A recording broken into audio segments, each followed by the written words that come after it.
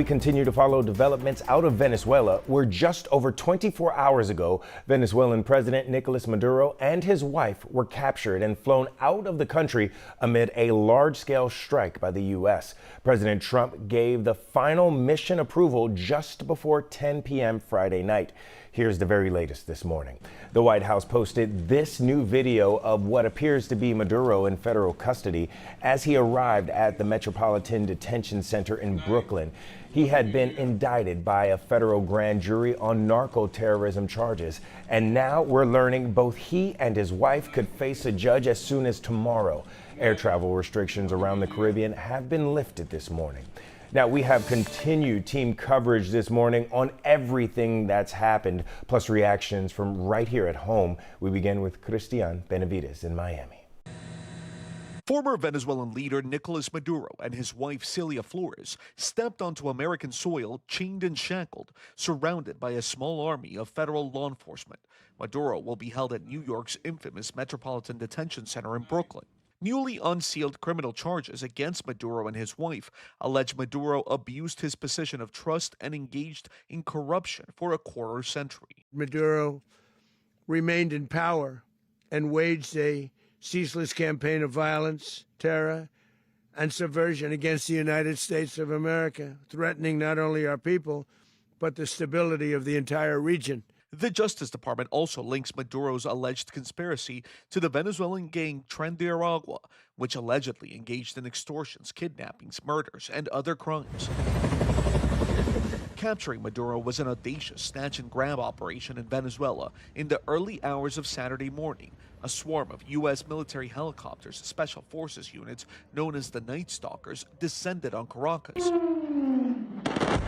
Explosions lit up the sky, and within 2.5 hours of U.S. forces touching down, Maduro and his wife were in custody. This was a law enforcement exercise. It was the Department of War in support of the Department of Justice pulling out an indicted person who ultimately will face justice. President Trump and his team watched the mission unfold from his Mar-a-Lago home. The president said the U.S. will take over Venezuela without explaining how that's going to work, how long it could last, and whether U.S. troops would be needed to do it. He also said the U.S. will take over the country's oil reserves. Christian Benavides, CBS News, Miami. Christian, thanks so much for that. Back here at home, the Houston area is home to one of the largest Venezuelan communities in the country, and reactions continue to pour in this morning. Michelle Choi joins us in the studio with local reaction. Michelle, you spoke with families. What are you hearing? Hey there, Trace, and I did. And what stood out most was that these gatherings weren't just about celebration. They were deeply emotional. Many of the people who came together didn't even know each other, but they hugged, cried, and stood side by side, united by one thing: hope.